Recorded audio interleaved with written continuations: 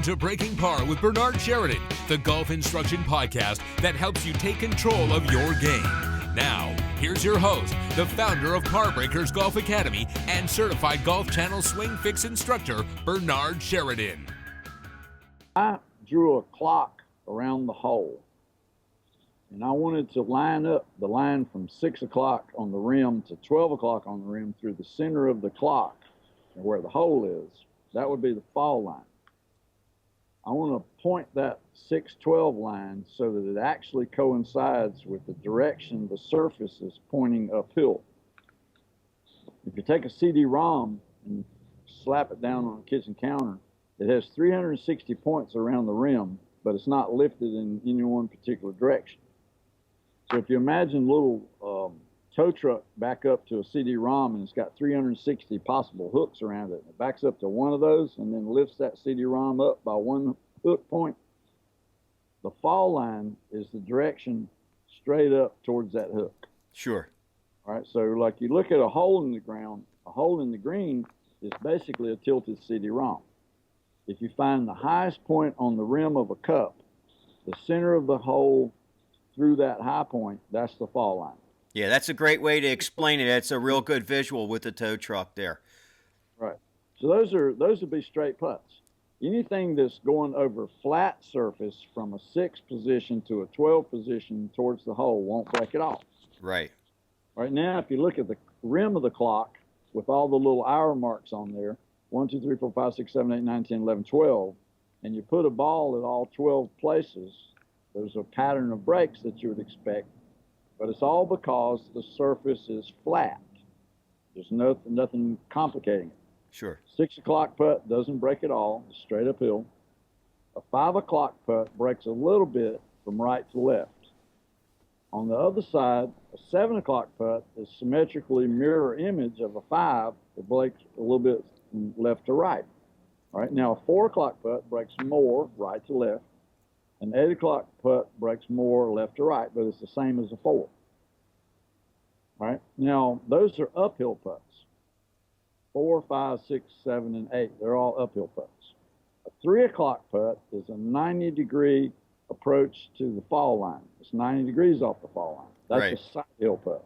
Yep. 9 o'clock putt is also a side hill putt. A 3 o'clock putt starts out a little bit uphill, breaks right to left, and it's a big break. Side hill putts are big breaks. 9 o'clock is exactly the same shape break.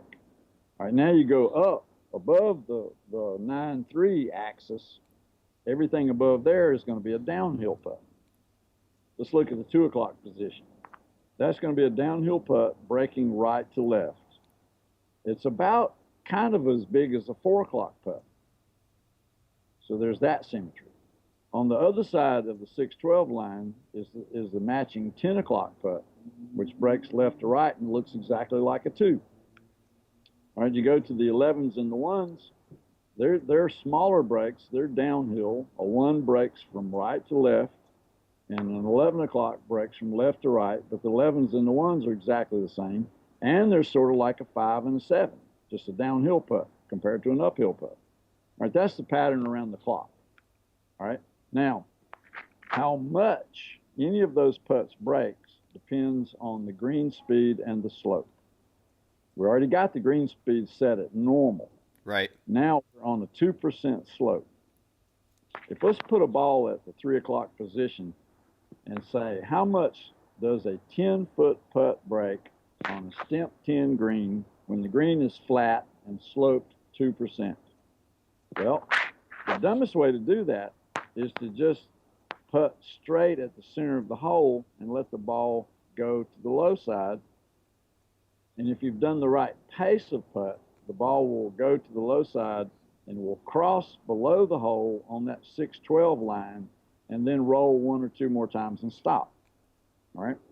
So the experiment is to aim straight at the center of the hole from 10 feet away from the 3 o'clock position and put the right pace on the ball with a dead straight stroke. The ball curls to the low side, crosses the 6-12 line, and you mark it. Right where it crosses that line, you measure from the center of the hole down to that crossing point.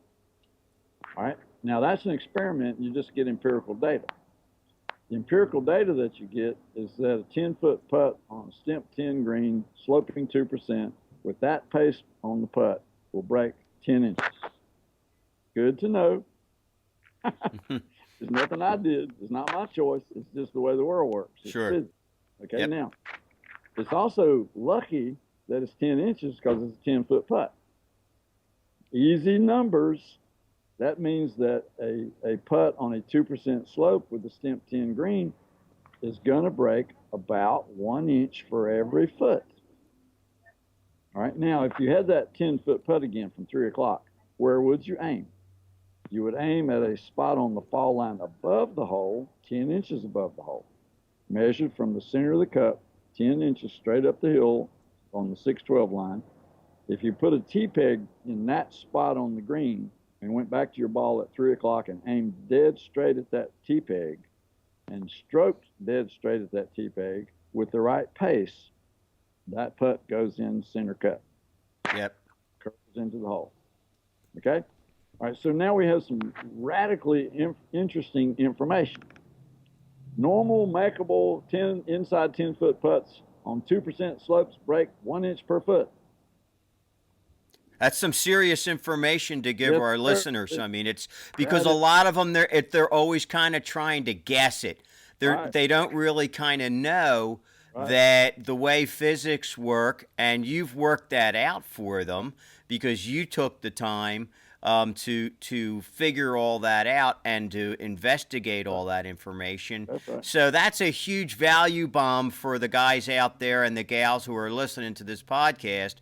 That this is the way that you can better determine. It's almost like a mathematical calculation to understand where your break aim point is, and this is some great stuff. All right, let's go 2 little elaborations real quick. One is your point about 1 T-peg serves for every putt around the clock round. Yes. All right, we put the T-peg 10 inches above the center of the cup. Yep. Not above the rim, but above the center of the cup where the flagstick goes. Right. We measured 10 inches straight up the 612 line. So we had to find the 612 line to begin with, else we can't put our T-peg in the right spot. Sure, of course. All right, but 10 inches, by the way, is the same as the grip on a conventional grip on a putter.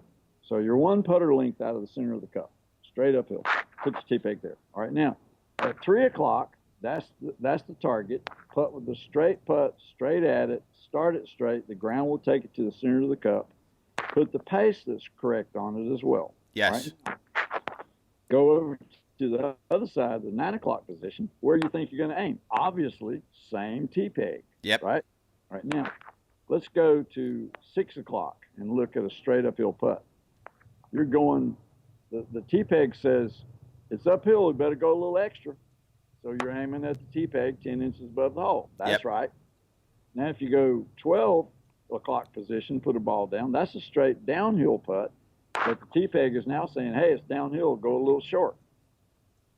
All right, now, it's the other ones that are kind of puzzling to people. A 4 o'clock ball aims at the T-peg too. Yes. Okay, now, in conventional golf think, the dummies have got this all crazy because they always go so many balls out sideways from the hole, depending on which way you're looking at the hole. That's Right. not physics. The fall line is physics. Yes.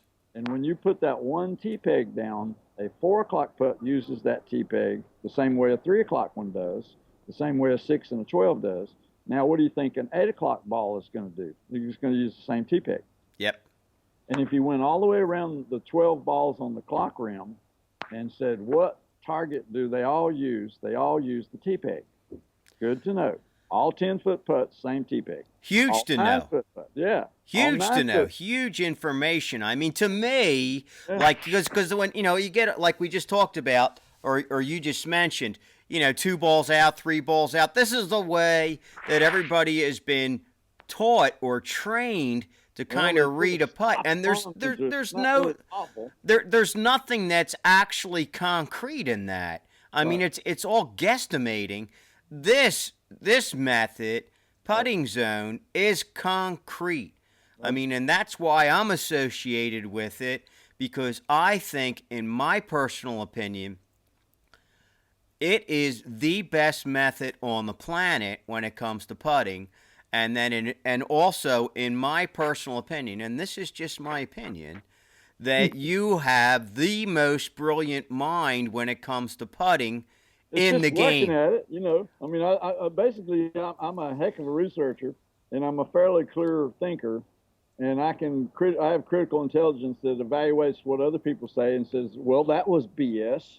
You know, I'm not shy about saying Well, that. I think what it is with you is that you dig for facts, Right. and you uncover the truth. Right. The truth and the facts Either that or that you gotta cannot figure be it out. disputed through physics and through the laws of nature, Right. and not just like because my dad said so. Right. Well, you know, basically, once I got to the end of 5 years of research and I came up butt-kissed from 1870 in golf, with nobody doing anything for putting, I was stuck because I still wanted to learn how to putt. I was 38, but by that time I'm 43. Sure. And so the basic project from that point forward was, now you got to figure it out. Right. Okay, so I got some help from the guy in Texas, but that's for reading putts. For distance control, it's all what I went and found out because it isn't in golf. There's nobody out there. As a matter of fact, person helping golf from this point forward. right? Because in that case, and with the book that you wrote, that's in that I guess it's an ebook form, correct? Right. If anybody wants the book, just send me an email. There you go. So and in that book, that's probably the only book that really gives that correct information that's out there. Well, there's no At problem least as to far it. as I know, I'll it is. defy anybody on earth to show me the other book. There isn't one. Yeah, and that's what I'm saying too. Is that I've never found one that really covers that and that gives that information and is and gives as much information as your book does. Your book is so chock full of information. Well, I've also done it almost starts to make your brain hurt a little bit when you read it. I'm trying to do the simpler, dumber thing now, so it's, you know, people don't get the headache.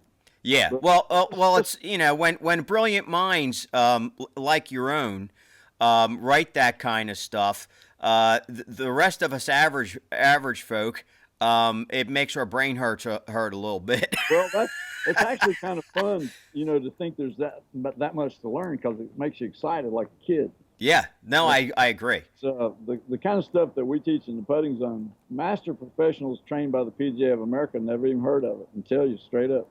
I've never heard anything that you teach, but it's the most fantastic stuff I've ever heard for putting. That's a common reaction from a PGA master professional, PGA of America teacher. And I agree with them, and that's how I got roped in. I don't want to say roped in because that's not true. Nobody roped me and drug me into it. But the content and the method and you, as I said, who I look up to tremendously in this field. Because we have fun together. Well, that too. I mean, and that even makes it even better because we hit it off great, and your personality is a lot of fun to be around, and I enjoy that type of personality. Probably because I was in rock and roll for years too. we got to do the other thing about what's the elaboration we did on our makeable putts. Okay. We got one T-peg surf for all one distance. All 10-footers aim one T-peg. All 9-footers, 8-footers, 7-footers, 6-footers, they all aim one T-peg. Yes. The only assumption is that you're pretty accurate about the flatness of the green, the slope, and the green speed. Right. If it's normal, it looks like a 2%, and it's flat. Just one T-peg. All right, now, technical people that don't know anything about real golf will tell you that that's false, that there's downhill putts that are slower and break more than uphill putts that are faster and break less. True, but the dummies don't know that it's not true enough to matter. Right. Okay, so if it's a makeable distance and it's a 2% slope, it's not going to matter enough to make you think that there's not one T-peg for all putts. Right. Technically, in physics, there's a itty-bitty little difference that a Yale professor might give you a B- if you don't point it out to him, but he's stupid. Because in golf, it doesn't make any difference. Right. Well, I wouldn't say that he's stupid, but I think what he's... Well, that's you. But what I'm saying is... There's a guy at Yale named Robert Grover and he weighs in as if he can teach putting, and he's stupid because he doesn't know, first of all, what real golfers are all about. Right. Well, what I'm saying is, I'm saying he's stupid. I'm okay, that's okay. Everybody. Take a physics degree and go away, Robert Grover. Stop confusing and scaring people with your silly BS that doesn't matter and is wrong and incorrect. Right. Stop it. You don't know what you're talking Right. about. So in the case, let's not worry about these little trivial things because it's not enough to make a difference. It does not make a difference. You could Right. not make a difference if you tried. You ain't got the perceptual skill and the aiming skill to take advantage of a micro difference in aiming.